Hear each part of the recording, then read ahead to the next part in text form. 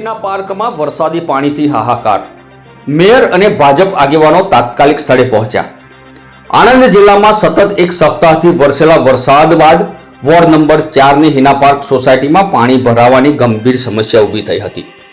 ગટર લાઈનો સંપૂર્ણપણે ચોકઅપ થઈ જતા રોગચાળાનો ભય ફેલાયો હતો.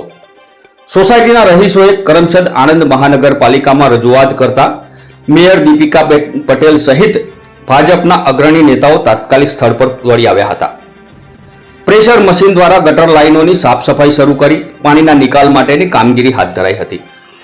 અલ્તાફભાઈ વોરા તેમજ તોસીફ હાફેજીની હાજરીમાં સમગ્ર કામગીરી પૂર્ણ કરવામાં આવી. રહીશોએ ઝડપી કામગીરી બદલ તંત્રનો આભાર માન્યો હતો.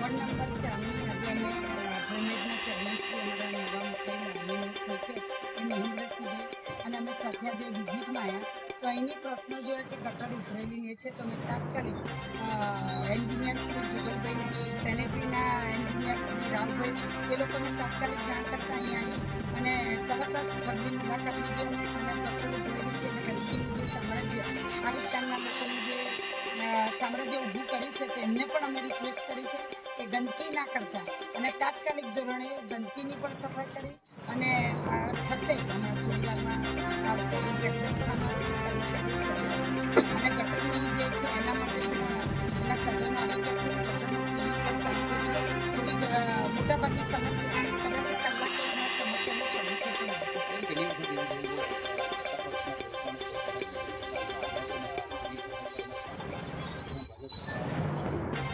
સત્તા પક્ષ એટલે અમે ભાજપના છે અને માનનીય મોદી સાહેબ જે સ્વચ્છતા અભિયાન અને દરેક અંત્યોદયના નાગરિક સુધી છેવાડાના માનવી સુધી પહોંચવું એ અમારું કામ છે અને મોદી સાહેબની આ જે નેમ છે એના માટે અમે દરેક વોર્ડનો અને સત્તા પક્ષનો વોર્ડ હોય કે વિરોધ પક્ષનો દરેક વોર્ડમાં અમે જાતે જઈ મુલાકાત કરી છે અને એમની સમસ્યાનું નિરાકરણ તાત્કાલિક ધોરણે કર્યું છે.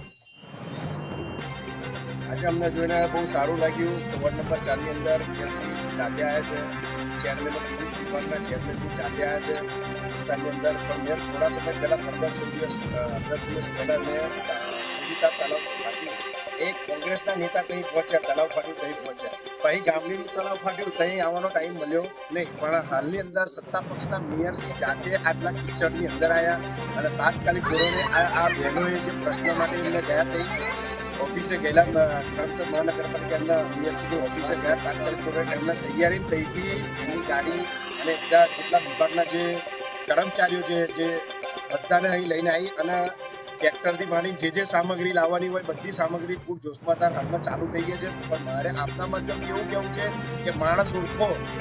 અત્યારે એવી પરિસ્થિતિ છે, બેને બી આ પહેલી વાર આ વિસ્તારમાં જો ખરાબ પરિસ્થિતિ છે આ વિસ્તારની અંદર કેટલી ગંદકી છે કેટલી છે કોઈના છોકરા બીમાર પડશે કેવી પરિસ્થિતિ આ વિસ્તારની અંદર છે.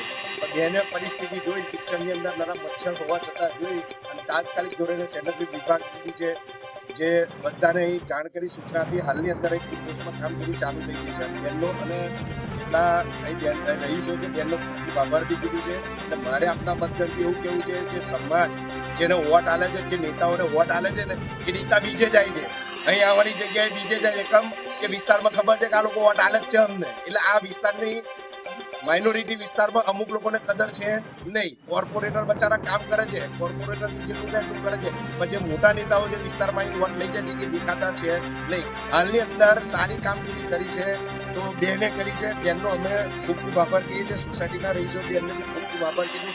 જાતે મેયર હોવા છતાં બી વિસ્તારમાં અહીં વિઝિટ કરી અને કામની પૂરજોશમાં કામગીરી ચાલુ કરી દીધી.